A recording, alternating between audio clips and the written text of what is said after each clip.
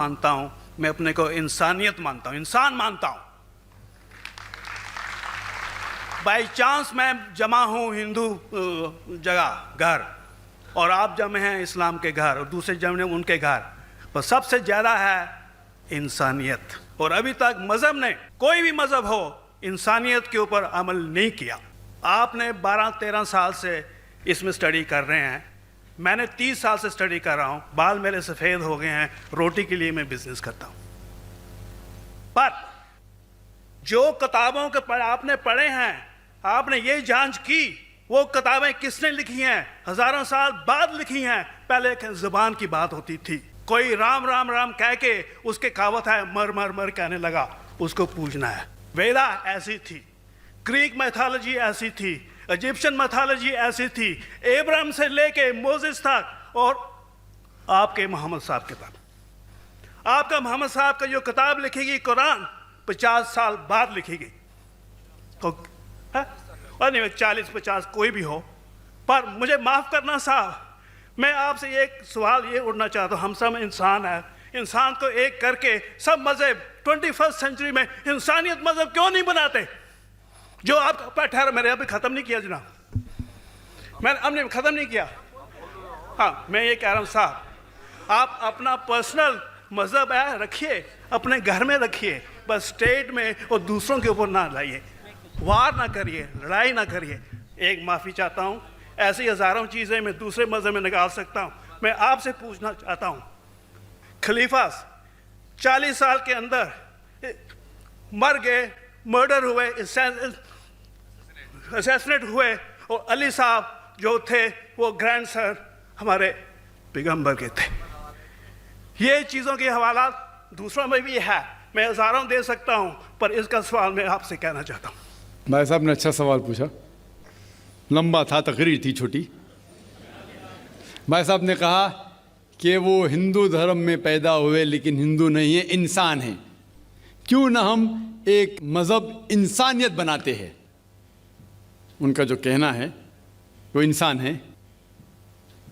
भाई साहब, हर शख्स, हर इंसान जो पैदा होता है वो इंसानी होता है, लेकिन सिर्फ इंसान होना काफ़ी नहीं है। इंसान होना ज़रूरी है।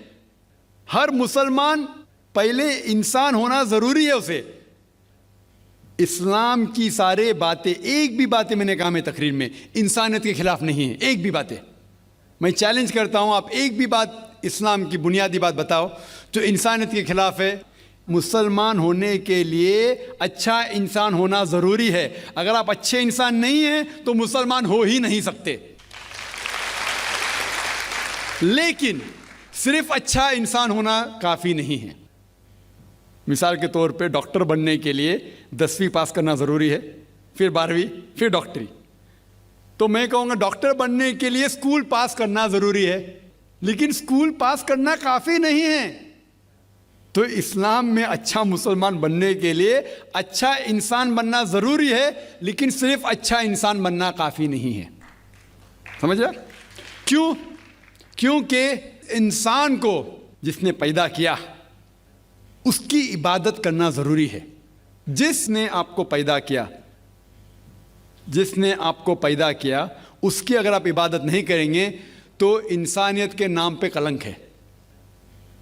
आप कहते हैं कि मज़हब, जितने मज़हब है सब भेदभाव पैदा करता है, नफ़रत पैदा करता है। आपने कहा, शंकराचार्य ने बिल्कुल सही कहा। शंकराचार्य ने कहा कि कोई भी मज़हब नहीं सिखाता कि आपस में भेदभाव करना। उनकी भी स्टडी है, मेरी भी स्टडी, आपकी भी स्टडी है। आपने कहा कि मैंने 10-12 साल किया, आपने 30 साल किए। अगर आप 30 साल किए उसका मतलब नहीं कि आप मुझसे अच्छे हैं, ज़रूरी नहीं है। मैंने नहीं कहा कि आपने कहा, मैंने ये भी नहीं कहा कि आपने कहा। मैंने कब कहा कि आपने कहा? मैं कह रहा हूं, मैंने कब कहा कि आपने कहा? मैं कह रहा हूं क्योंकि आपने कहा कि अब 30 साल की स्टडी की। मैं हिंदू मज़हब पे भी चंद साल के, अल्हम्दुलिल्लाह सुम्मा अल्हम्दुलिल्लाह, कई शंकराचार्य से बात की, कई स्वामी जी से बात की, कई प्रीस्ट और फादर से अमेरिका में की। मैं तो अभी तक जवान हूँ माशाअल्लाह, अल्लाह का फजल है, अल्लाह का फजल है। आपने कहा कि मजहब भेदभाव करता है, ये कहना बिल्कुल गलत है। मजहब भेदभाव नहीं करता। जो मजहब के मानने वाले हैं वो मजहब को सही तरीके से नहीं समझते हैं, इसीलिए भेदभाव पैदा करते हैं, और अलग बात है। गलती है मजहब के मानने वाले की, मजहब की नहीं।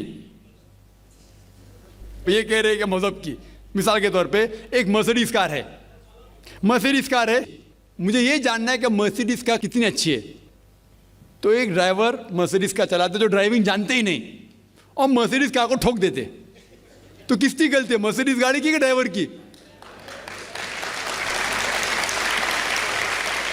अगर आपको जानना है मर्सिडीज का कितनी अच्छी है तो आपको ये देखना चाहिए स्पेसिफिकेशन, उसका पावर कितना है, हॉर्स पावर कितना है, माइलेज कितना है, सेफ्टी मेजर कितना है, उसकी तहकीक करने के बाद आपको कहना चाहिए कि कितनी अच्छी मर्सिडीज कार है। अगर जानना चाहिए कितनी अच्छी है तो उसको बिठाओ जो ड्राइविंग जानता है। तो इसीलिए इस्लाम को जानने के लिए मुसलमानों को मत देखो, अगर देखना है तो मोहम्मद सल्लल्लाहु अलैहि वसल्लम को देखो।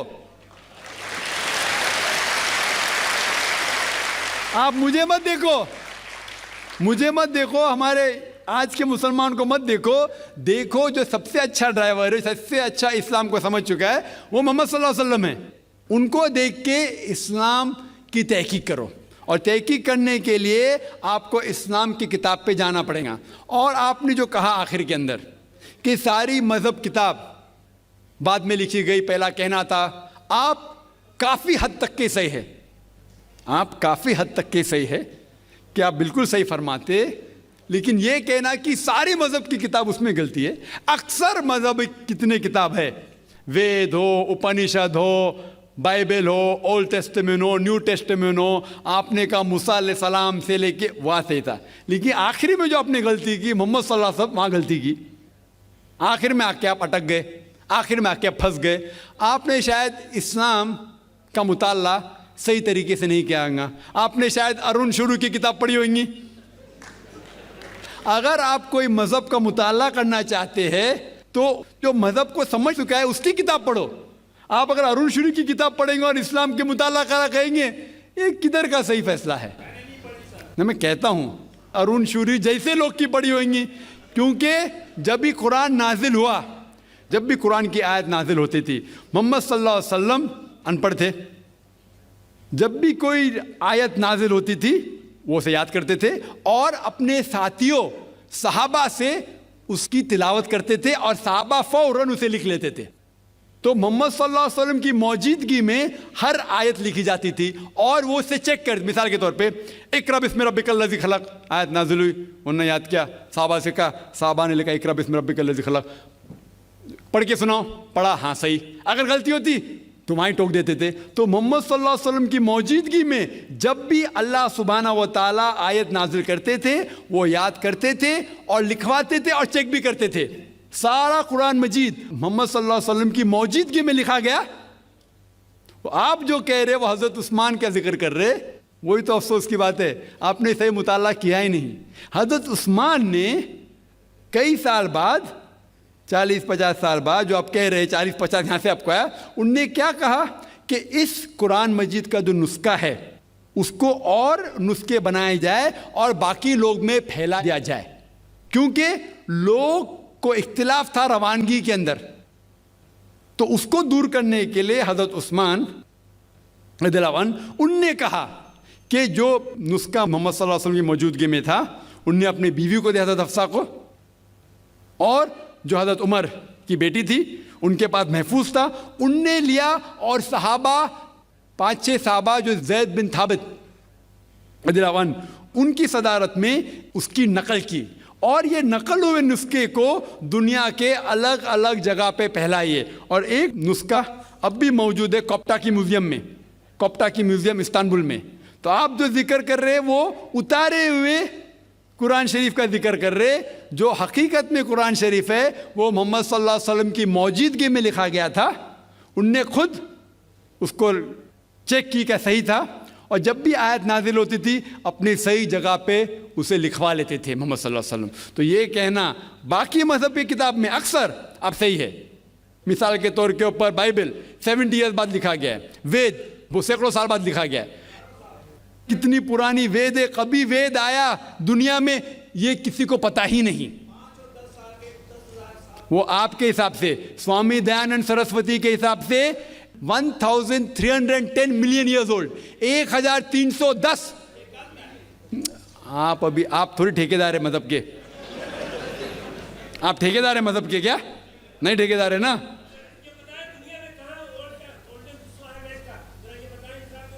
हाँ इसलिए ओ भाई साहब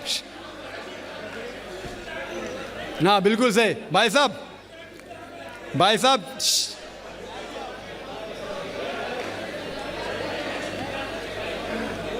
साहब इसीलिए इख्तिलाफ जो है ये कम इल्मी के वजह से।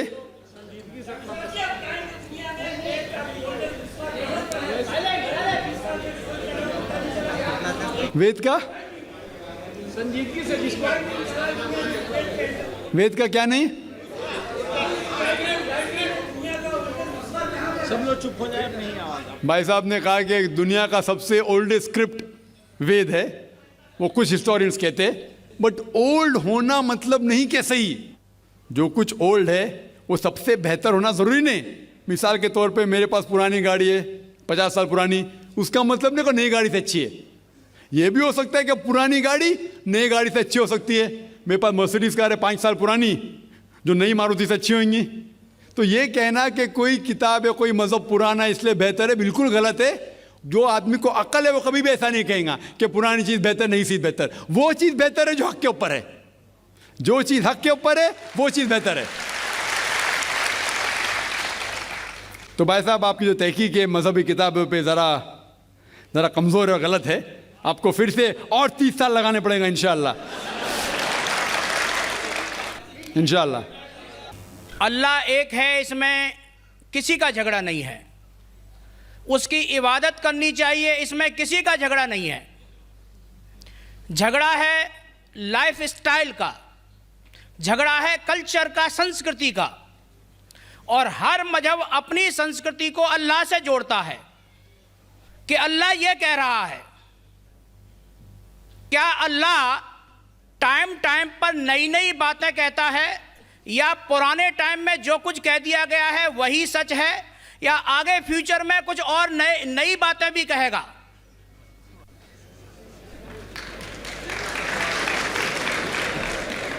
भाई साहब का अच्छा सवाल था कि किसी को दो राय नहीं कि अल्लाह एक है, भगवान एक है। सब मानते कैसे उसी की इबादत करना चाहिए, लेकिन हर मज़हब अपनी कल्चर, अपनी संस्कृति को देख के स्टाइल बदलता है। तो अल्लाह ताला जो पहले कह चुका वो अभी भी सेम है कि टाइम टाइम पे बदलता है।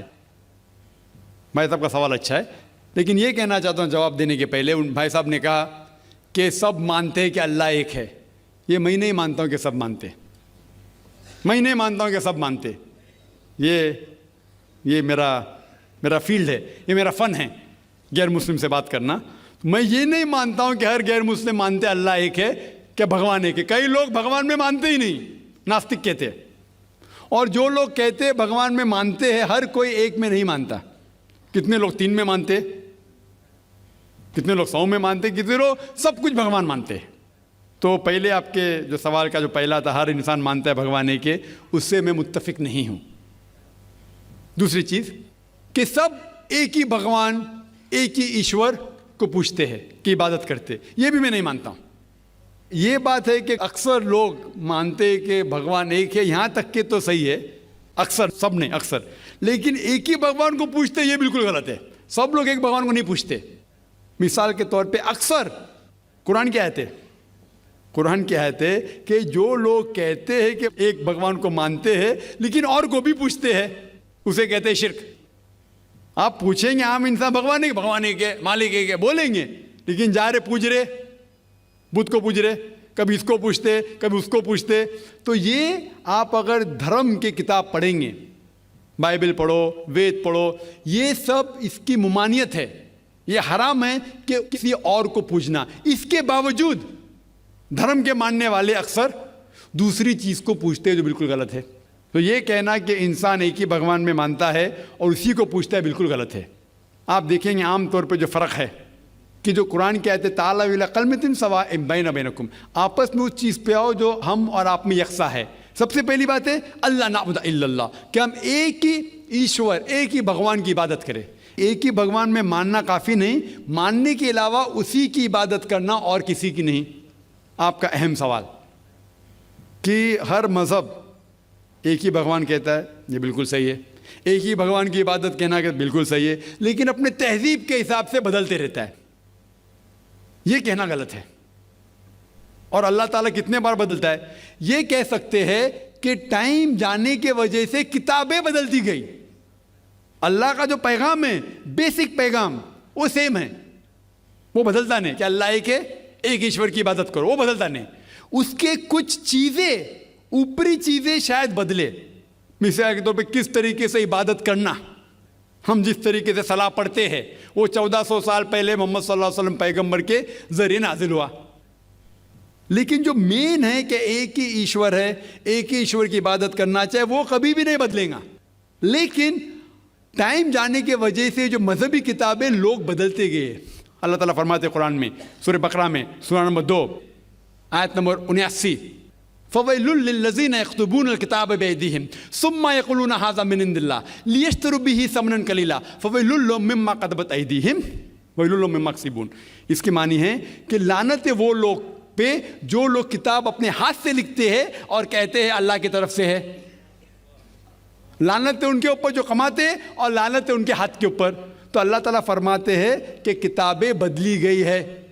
तो जितने मजहबी किताबें हैं आज की तारीख में, सारी कुरान मजीद को छोड़ के, विलियम मोर एक क्रिटिक है, इस्लाम के खिलाफ किताब लिखता है, बहुत शिद्दत से इस्लाम के खिलाफ है।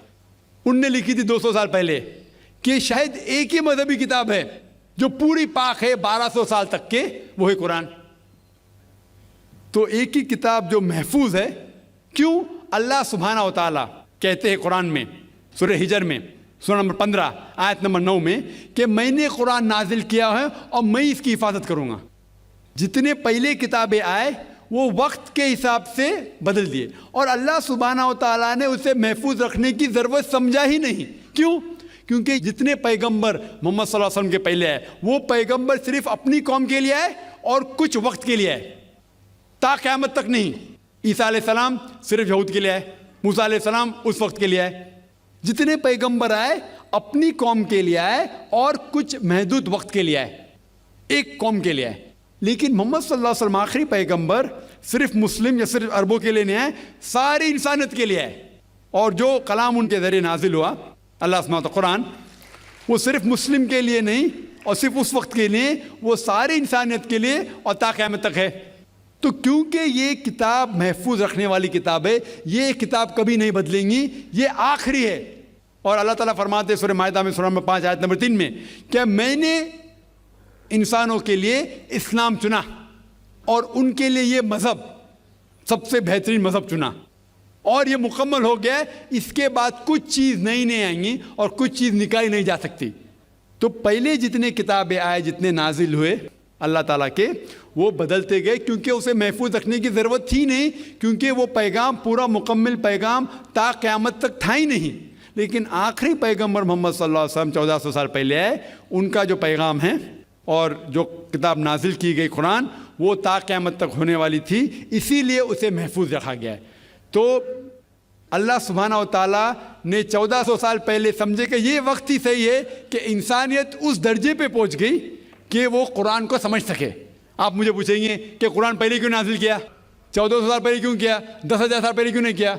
तो मैं कहूँगा कि अल्लाह ताला हमारा खालिक है, वो जानता है कि इंसान कब किस चीज़ समझ सके।